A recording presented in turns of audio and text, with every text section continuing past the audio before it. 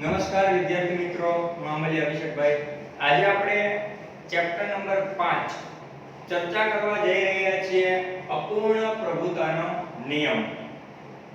યાદ કરીએ વિદ્યાર્થી મિત્રો, આની અગાઉ આપણે એક સંકરણના પ્રયોગની ચર્ચા કરી ચૂક્યા છીએ. બાળકો, એમાં તમારે ખાસ કરીને જીનેટિક્સની અંદર એના જે સ્વરૂપ પ્રકારના પ્રમાણ અને જન્યુ પ્રકારના પ્રમાણ જે મળેલા છે એના વિશે તમારે ખાસ એક અગત્યની નોંધ કરવાની છે. એક સંકરણમાં આપણને સ્વરૂપ પ્રકારનું પ્રમાણ જે મળેલું હતું બાળકો, એ 3:1 મળેલું હતું.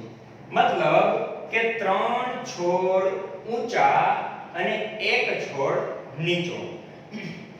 જ્યારે એમાં જન્યુ પ્રકાર પ્રમાણ મળેલું હતું એ છે 1:2:1. બાળકો, એવી જ રીતે આપણે ચર્ચા કરીએ છીએ દ્વિસંકરણ પ્રયોગની.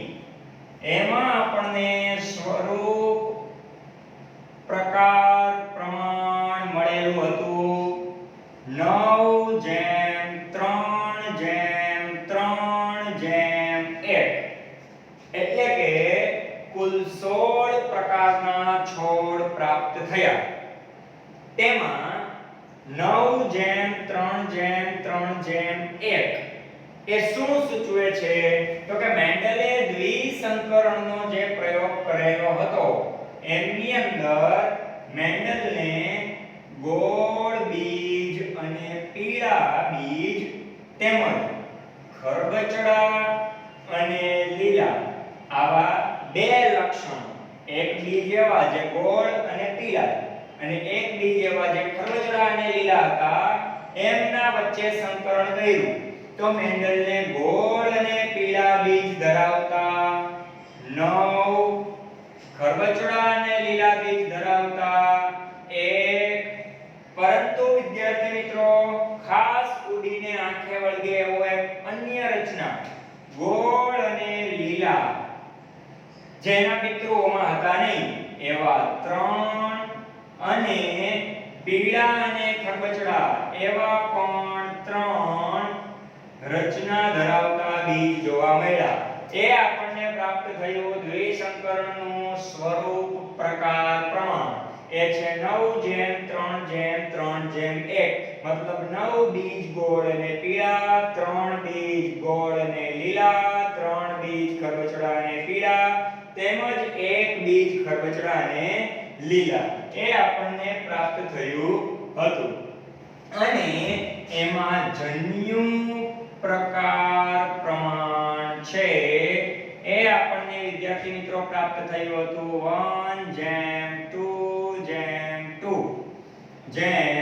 4:2:1:1:1. મતલબ કે તમે સ્પષ્ટ જોઈ શકતા હોવા જોઈએ. ગણતરી કરો તો 16 થવા જોઈએ. 2 ને 2 4 ને 1 5 ને 4 9, 9 ને 4 13, 13 ને 14, 1 15 અને 1 16. તો જે દ્વિસંકરણનો પ્રયોગ આપણને પ્રાપ્ત થયો હતો એમની અંદર આપણે આ વસ્તુની ચર્ચા કરી. હવે આજના લેક્ચરમાં આપણે ચર્ચા કરવા જઈ રહ્યા છીએ અપૂર્ણ પ્રભુતા. બાળકો, અપૂર્ણ પ્રભુતા ની શરૂઆતની આખી ક્રિયાવિધિની વાત કરીએ તો અપૂર્ણ પ્રભુતા છે શું?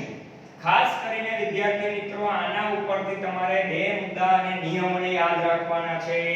પહેલો નિયમ એક સંકરણના પ્રયોગ અને દ્વિસંકરણના પ્રયોગ પરથી જ્હોન મેન્ડલે બે નિયમો તારવ્યા હતા જે આજે આખી દુનિયામાં ખૂબ ફેમસ છે.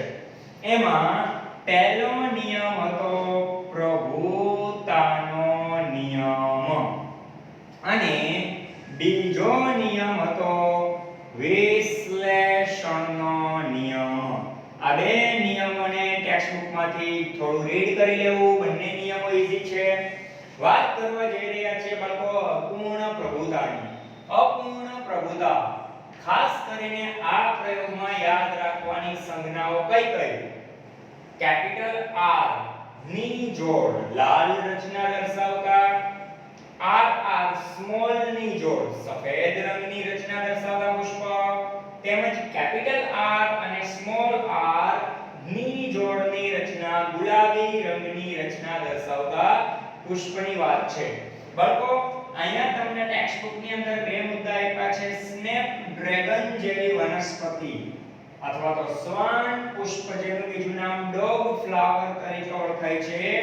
આ બે પુષ્પ ઉપર વનસ્પતિ ઉપર થયેલા પ્રયોગ પરથી અપૂર્ણ પ્રભુતાનો નિયમ આજે પ્રચલિત બન્યો છે. પરંતુ વિદ્યાર્થી મિત્રો જૂની બુક્સ પણ તમારી પાસે હશે, એમાંથી જોશો તો તમને એમાં દર્શાવવામાં આવેલું છે કે મિરાબિલિસ જલાપા નામની વનસ્પતિ એટલે કે ગુલબાસ વનસ્પતિ પર પ્રયોગના અંતે અપૂર્ણ પ્રભુતાનો નિયમ સ્પષ્ટ સાબિત કરી તરવાયો હતો. જોઈએ આગળ.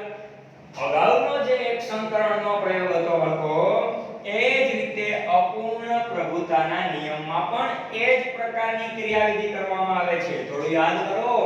F1 પેઢી મેળવવા માટે મેન્ડલભાઈએ સૌપ્રથમ પરપરાગનયનની ક્રિયા કરેલી હતી અને F2 પેઢી મેળવવા માટે મેન્ડલભાઈએ જે પરિણામ F1 પેઢીમાં મળ્યા તેમાં એણે સ્વફલન એટલે કે સ્વપરાગનયનની ક્રિયા કરી.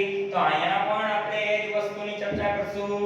સૌપ્રથમ અપૂર્ણ પ્રભુતામાં બે એવા છોડ લેવામાં આવ્યા કે જેની અંદર એક P1 અને એક P2 બે પિતૃઓમાંથી એક પિતૃ જે લાલ રંગના પુષ્પ ધરાવતો છોડ છે, મિરાબિલિસ જલાપા કે ગુલબાસ અથવા તો શ્વાન પુષ્પ ડોગ ફ્લાવર કે સ્નેપડ્રેગન વોટએવર, અને એક છોડ એવો છે જેમાં સફેદ રંગના પુષ્પ જોવા મળે છે.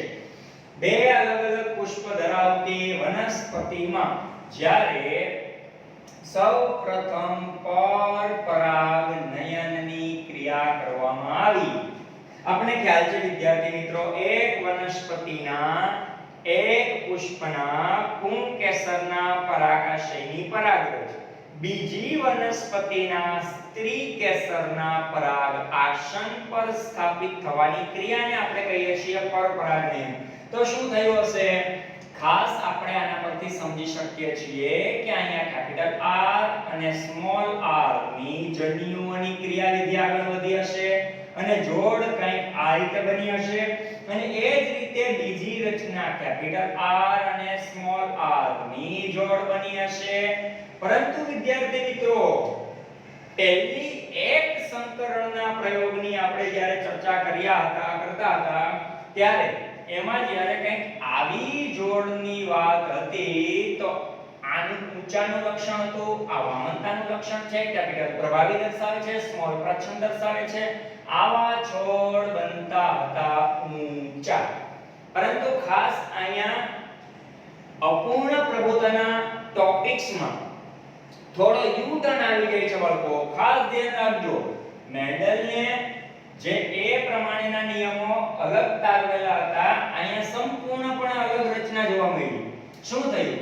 લાલ અને સફેદ રંગના પુષ્પ ધરાવતા છોડ વચ્ચે પરપરાગનયનની ક્રિયા કરતા જે રીતે વિરોધાભાસી લક્ષણોની રચનાની જોડ બની જન્યુઓની, એ દર્શાવતા હતા કેવો રંગ?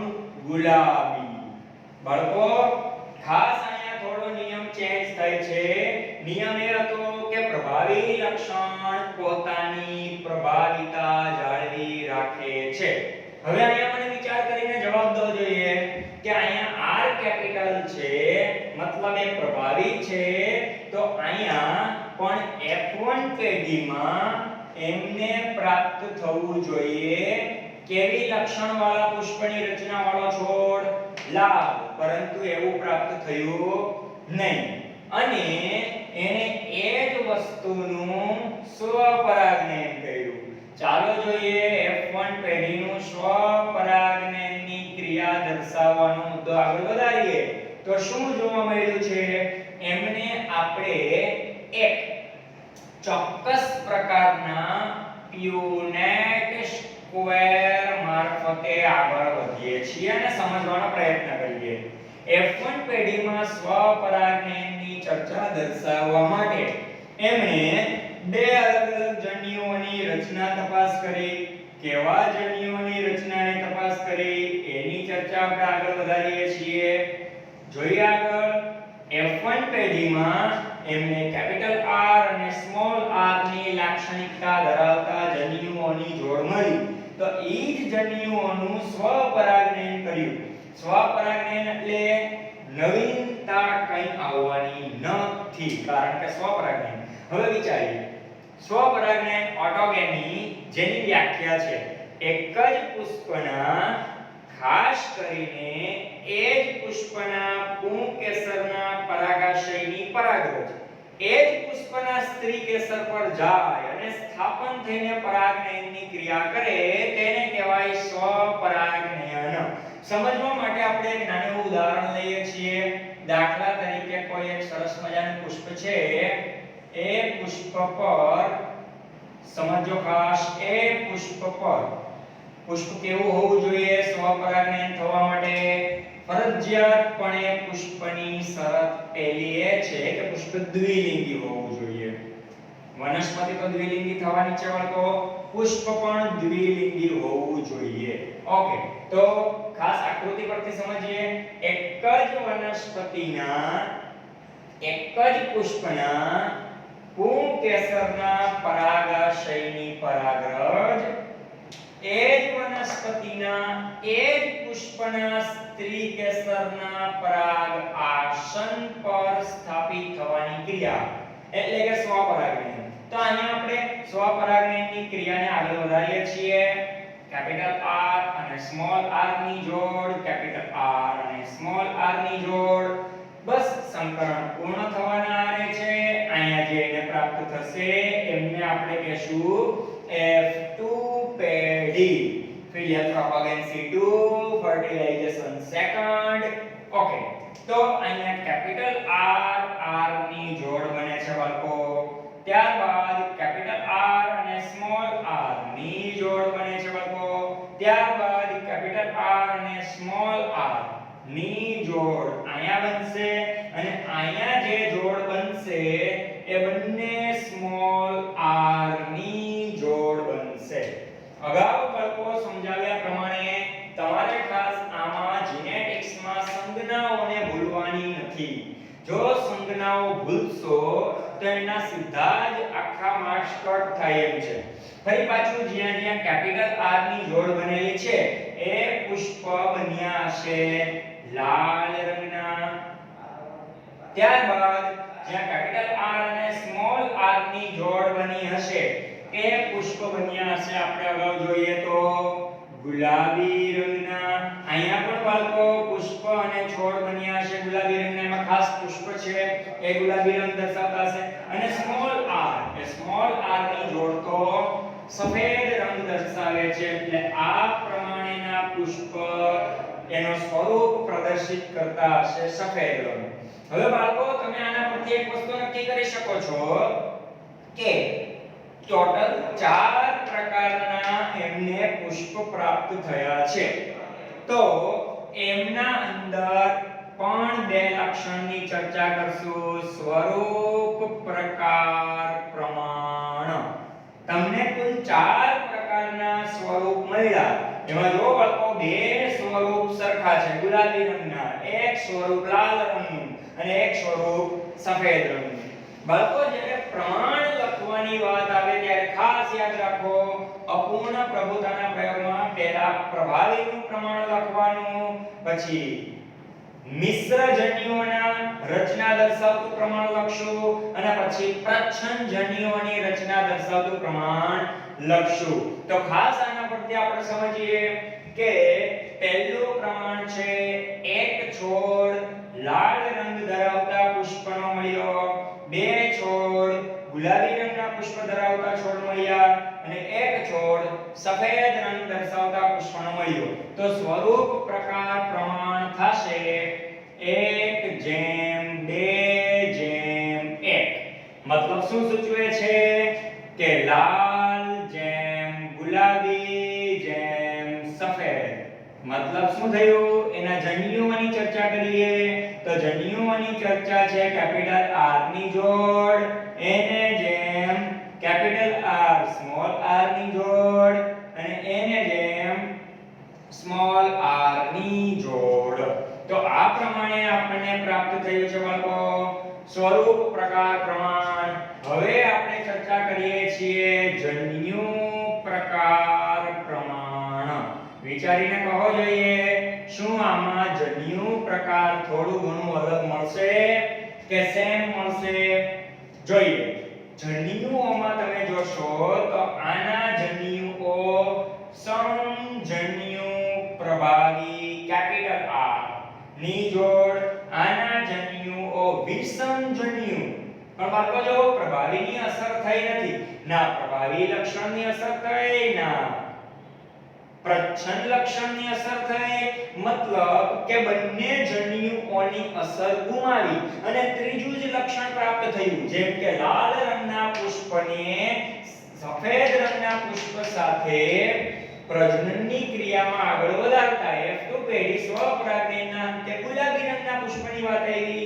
તો અહીંયા થોડું કેમિસ્ટ્રી જેવું કંઈક જોવા મળ્યું આપણને. એસિડ અને બેઝ બંને પોતપોતાની રીતે ભેગા થાય, બંને પોતપોતાનો ગુણધર્મ ગુમાવે, પાણી અને ક્ષાર બનાવે. એમ અહીંયા આપણને થોડું યાદ રાખશું.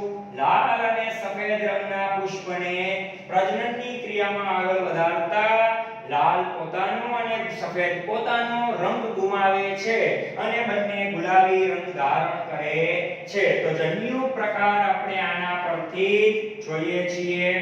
જન્યુ પ્રકાર પણ બાળકો આપણને મળે છે 1 જેમ 2 જેમ 1. એટલે કે 1 જેમ 2 જેમ 1.